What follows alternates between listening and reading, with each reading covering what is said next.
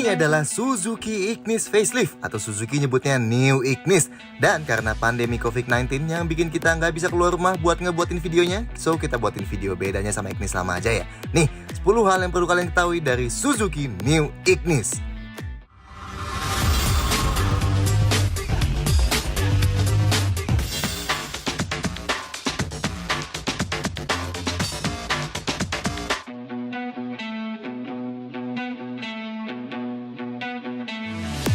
Satu, harga. Setiap varian Ignis Facelift ini ada kenaikan 5 juta rupiah. Jadi dari yang paling murahnya, GL MT sekarang jadi 171 juta dari tadinya 166 juta. Dan yang paling mahal, GX AGX sekarang jadi 200 juta dari tadinya 195 juta. Emang udah nggak semurah dulu sih. Tapi harga Ignis GX AGX masih lebih murah nih dibanding Sirion dan Picanto. Tapi sedikit lebih mahal dibanding Brio RS ya. 2, varian. Buat varian jadi tinggal 2 varian aja, GL dan GX. Dan masing-masing ada pilihan transmisi manual dan AGS alias Auto Gear Shift atau AMT yang biasa kita dengar. So, varian SE atau Sport Edition yang dulu sekarang udah nggak ada ya. 3, warna baru. Ignis punya pilihan warna baru nih. Kalau dulu semua varian ada warna putih, silver, grey, dan hitam. Sekarang juga tetap ada warna-warna itu, tapi sisanya yang beda. Yang varian GL, yang dulu disebut ada warna Uptown Red Town, sekarang jadi Lucent Orange. Tetap ke orange-orangean sih, tapi sedikit lebih cerah. Dan satu lagi, kalau dulunya disebut Tinsel Blue, sekarang jadi Turquoise Blue kayak gini. Yang GX bedanya dual tone alias yang kombinasi warna atap dan spionnya beda, jadi pakai warna-warna baru. Jadi yang orange-nya kayak gini sama atap dan spion hitam. Nah, tapi birunya beda nih. Nama birunya jadi Stargaze Blue. Dan ini lebih gelap dibanding yang di varian GL birunya. Ada yang opsi atapnya hitam, ada yang satu lagi yang dulu biru dengan atap putih, sekarang yang itu jadi dikombinasiin sama atap abu-abu, jadi bukan sama putih lagi ya. 4, eksterior beda tipis. Dari luar, Ignis emang kelihatan cukup beda. Tapi karena cuma facelift, jadi emang gak terlalu menonjol ya bedanya. Dimensinya masih sama persis kayak yang lama.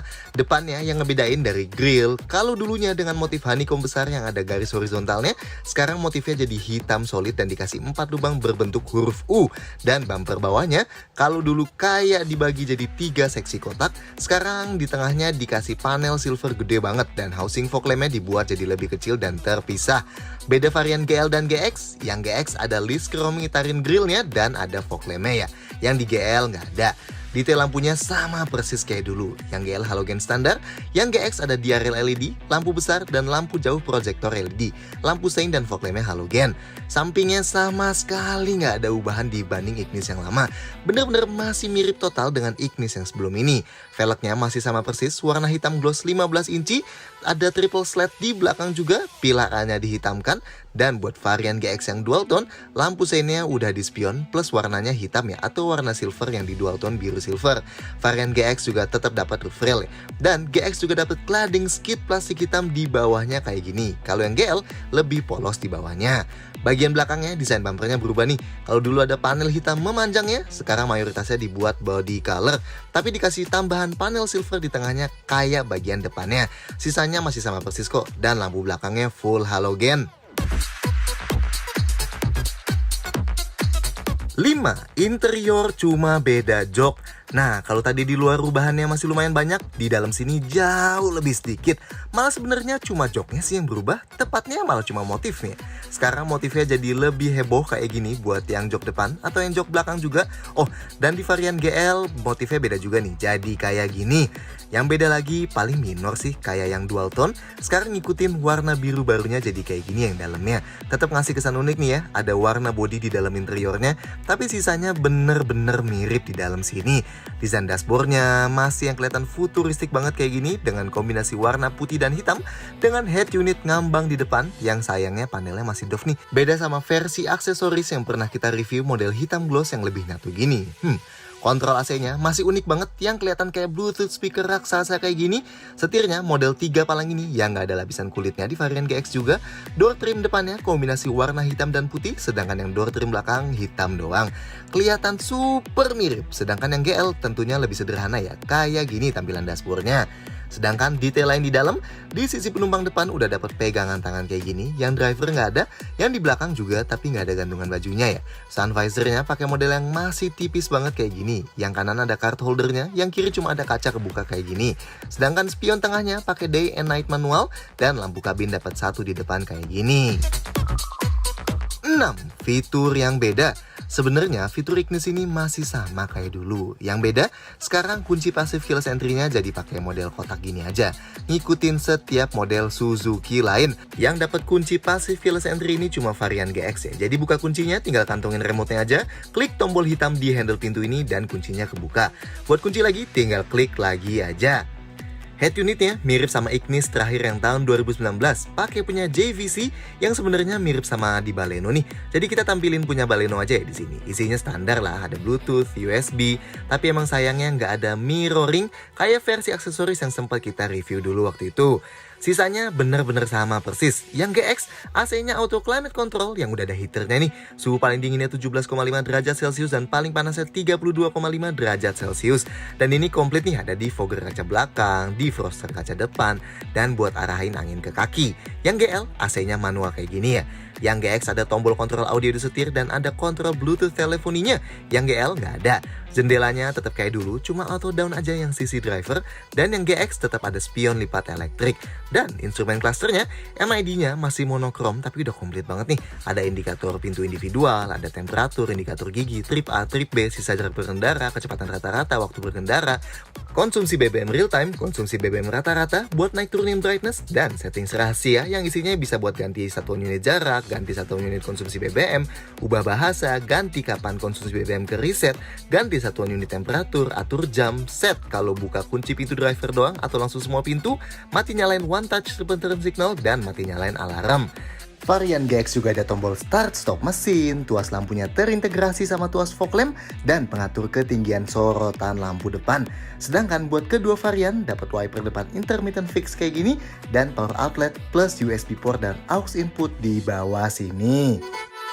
7. Safety tetap sama, sistem keselamatan tetap sama persis. Semua varian dapat dual airbags dan bahkan semua varian juga dapat rem ABS dan EBD. Mantap, kayak semua di kelasnya rem belakang juga masih tromol ya, sedangkan rem depannya cakram. Dan ada titik ISOFIX buat dudukan jok bayi yang kompatibel. Sedangkan di varian GX dapat sensor parkir 4 titik model terintegrasi gini nih, yang bisa kita mati nyalain dari dalam sini. Nice! 8. Mesin sama persis. Yang di bawah kap mesin sama persis ya, nggak ada ubahan sama sekali. Masih pakai mesin 1200 cc, tenaganya 85 HP dan torsinya 113 Nm. Dan transmisinya yang manual 5 percepatan, sedangkan yang otomatisnya pakai model AGS atau Auto Gear Shift. Nama lain dari AMT alias Automated Manual Transmission. Dan ini 5 percepatan ya, sebenarnya ini kayak transmisi manual, tapi yang ada aktuator hidrolik buat gantiin kopling konvensional. Jadi kita nggak usah pindah-pindahin giginya, bisa tetap pindah gigi secara otomatis dan bisa kita operasin secara manual juga. Tapi emang rasa ganti giginya agak-agak aneh gitu sih. Kita udah pernah jelasin lengkap di review sebelumnya, monggo ditonton aja. 9. Konfigurasi jok dan bagasi. Nah, karena kita nggak bisa keluar, jelas kita nggak bisa nunjukin konfigurasi ini langsung di mobil yang baru lah ya.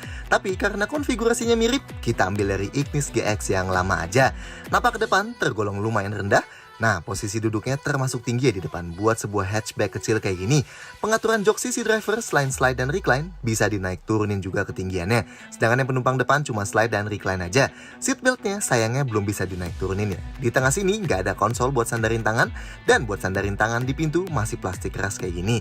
Sedangkan pengaturan setirnya kayak semua di kelasnya, cuma bisa tilt aja.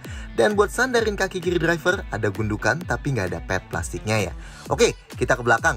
Headrestnya di belakang cuma di kiri dan di kanan aja. Yang di tengah nggak ada sandaran kepalanya. Ruang kepalanya termasuk lega banget karena bentuk mobil yang ngotak.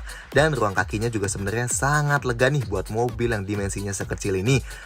Plus ruang gerak sepatunya juga banyak. Buat sandaran tangan di pintu juga masih plastik ya, kayak di depan. Dan uniknya, kalau kita nengok keluar, ada body panel yang kelihatan nih di dalam. Sudut sandaran joknya fix, tapi posisinya termasuk lumayan rileks nih. Kalau mau duduk bertiga, napak ke tengahnya kakinya harus ngelipet, soalnya konsep konsol tengahnya termasuk mundur dan kakinya harus ke kiri kanannya ya, karena ada gundukan lantai yang kecil. Tapi dudukan joknya termasuk hampir rata dan empuk banget, dan buat sandarannya juga empuk banget. Tapi karena nggak ada headrest, jadi kepalanya pasti ngedanga di tengah sini. Dan seatbeltnya juga 2 titik ya, yang di tengah sini. Bagasinya masih sama persis juga kayak yang lama. Ruangnya termasuk lumayan luas nih buat sekelas ini. Tapi kayak Baleno, bibir bagasinya termasuk tinggi banget ya dari lantai. Jadi kalau keluarin barang berat dari dalam sini agak susah nih angkatnya. Efeknya, tapi koper segede gini bisa masuk nggak masalah. Atau bahkan 2 gini aja masih bisa masuk loh. Ada parcel shelf buat nutupin barang di bawah, ban serepnya, velg kaleng, di kiri ada lampu yang bisa dimati nyalain, dan buat luasin kapasitas bagasi, jok belakang bisa dipisah pakai konfigurasi 60:40. Tapi emang gundukannya luar biasa tinggi ya, jadi barang jelas harus diangkat dulu buat digeser ke depan. Tapi kalau dilipat semua emang termasuk gede banget space-nya. Dan ini sisa storage di dalam kabin.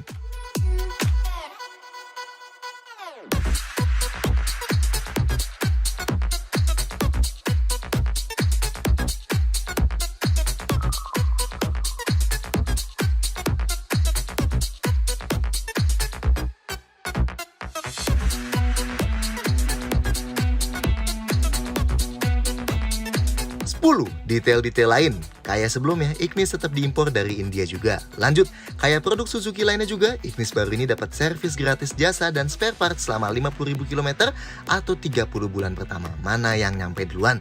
Oh, dan kalau kalian beli yang varian GL alias varian bawah, ada beberapa tambahan pilihan aksesoris nih, kayak misalnya talang air, side skirt Suzuki Sport, spoiler Suzuki Sport, head unit touchscreen, fog lamp, dan sensor parkir 2 titik standar.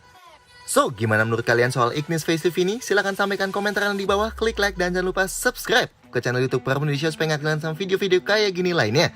See you next time!